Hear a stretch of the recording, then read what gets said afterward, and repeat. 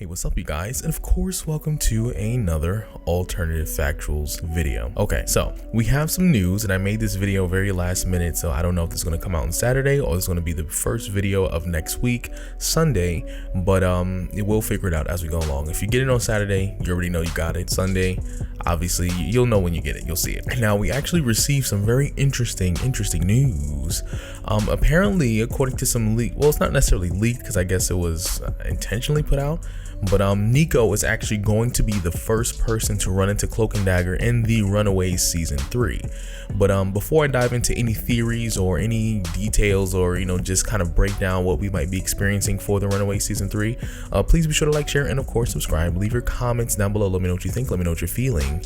And without further ado, let's kind of just dive into this. Okay, so I'm going to try and combine this video in a sense where, okay, I was going to do a Nico video in terms of her power level and how powerful she is, because I had a feeling they was going to take this route with her character where she was the first one who got introduced into the first one to get introduced to Cloak and Dagger.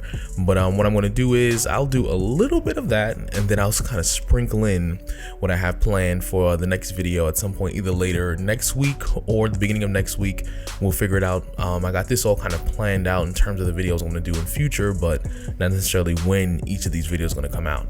Anyways, so I put this picture on the news feed on the YouTube channel. You could take a look at it in the community tab, where we see a photo of Nico meeting Cloak and Dagger for the first time.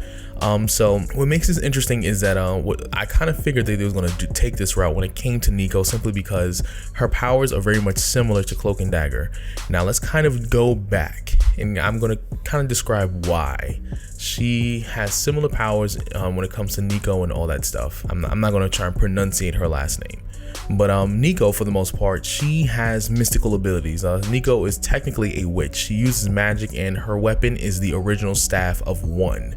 And this weapon is extremely powerful. Now, in the series, obviously, I don't know what route they're going to take with the staff itself, as well as how far they're going to take her powers. But basically, she can cast any spell imaginable. Now, like any other magical spell or anything of that nature, it does take a toll on her body at some point. But ultimately, she can cast any spell. She's extremely powerful, and the staff itself is a very powerful magical artifact. And the staff can eventually, teleport people. It can summon entities from different dimensions, as well as this staff was actually used to kind of combat Dormammu and kind of had interactions with a being as powerful as Dormammu. So the staff is no joke. Now in the comics, obviously, eventually Nico became powerful enough that she didn't need the staff to channel her power, unlike her parents, where she became much more powerful and a lot more deadly. So her abilities are very not necessarily wishy-washy, but they are more powerful than her parents. But also, depending on who's writing the story, it often can be either exaggerated or kind of minimized. But for the most part, she has that potential. She can definitely summon the staff, or she can cast spells without it. So that's something to keep in mind. Now, Nico does have the abilities to tap into other dimensions with her staff, as well as with her magic in general. Remember, Tyrone and Tandy's powers come from alternate dimensions, and based on what we've seen in Cloak and Dagger seasons 1 and 2, Cloak's ability, at least officially we know, is being drawn from some aspect of the Loa, which is a supernatural, deity aspect, or a consistency of a bunch of deities. So we know that she's capable of casting spells or tapping into power, or maybe even just getting into dimensions similar to that, where she can combat these abilities, because her powers itself are very much similar to the powers of those of Cloak and Dagger, at least from what we've seen. Now also, based on the picture that we see, I'm going to pop it up. I'm going to leave it up here for a little bit while I kind of go through this discussion, but I won't leave it there for the entire video, just so I can have a visual reference in what I'm trying to describe right now. But what we see in the picture is that Nico seems to have kind of messed something up. It says, "Who are you?" Then it says, "Who are you? What have you done?" And obviously Cloak and Dagger are the ones who are saying, "What have you done?" Now, I'm not saying it's necessarily related to seasons 1 or 2 of Cloak and Dagger, but what I do know that they're probably going to carry on is the supernatural aspect of Cloak and Dagger into the Runaways season 3. Now remember, this is not brand new to the Runaways universe for the most part. Like I said, Nico's powers are very much based in supernatural. We have people who are aliens, those who kind of have more science-based abilities, as well as we have those who are based in magic, like Nico herself. Now, there's obviously no information about what she necessarily did in at least based on the picture, at least not yet. And then once that information is public, I'll do a video about that as well and keep you updated as we go along. But for the most part, there's no information about what she did in order for them to be there. Now, obviously, we can already tell that Cloak and Dagger were, in the vicinity already while she was doing whatever she was doing, and that they were pursuing the same thing that Nico apparently was messing with. Now, we can assume this is somehow related to the Loa. We can assume this is somehow related to some form of Andre Deshane, because even though he was technically defeated, he still ascended to godhood when it came to him going into the Loa. So somehow it could be related to him. Who's to say? Who knows? But for the most part, she still ended up tapping into some sort of supernatural aspect. And then Cloak and Dagger are like, what are you doing? What did you do? Like, you just did something stupid.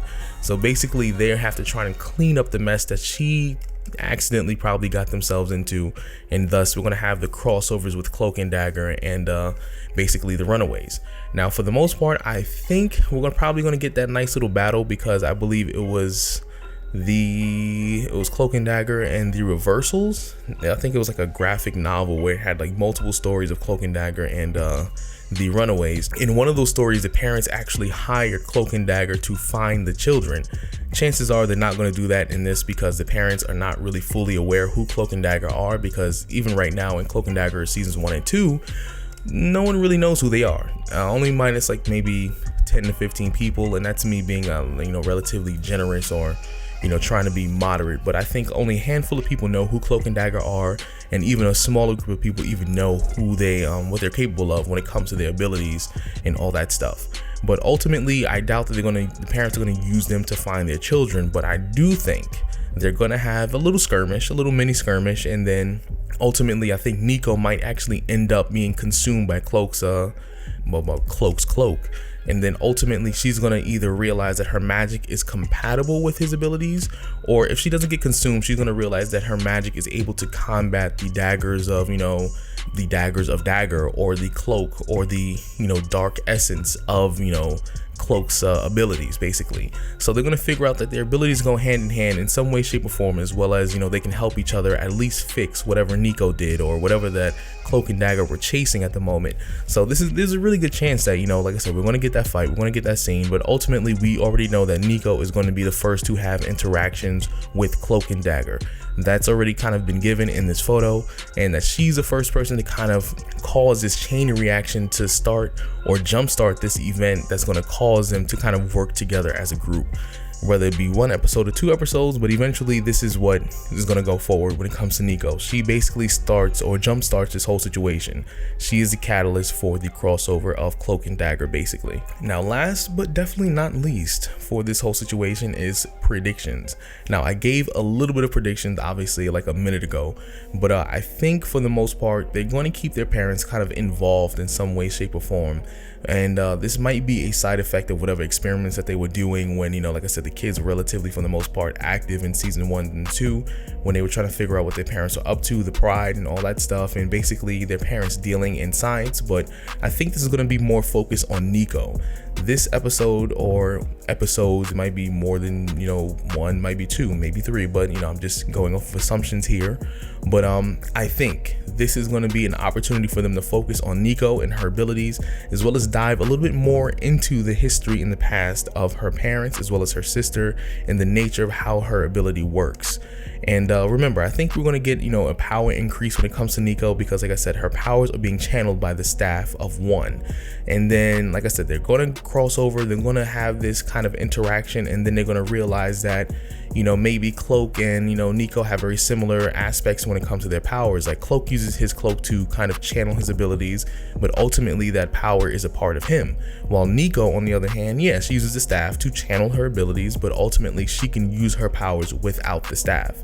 So we're going to see that back and forth. There's probably going to be some sort of camaraderie going on after they kind of already had this skirmish between the two groups. But ultimately, we're going to see that it's going to be probably a relatively Nico focused episode or crossover event, just due to the nature of what is going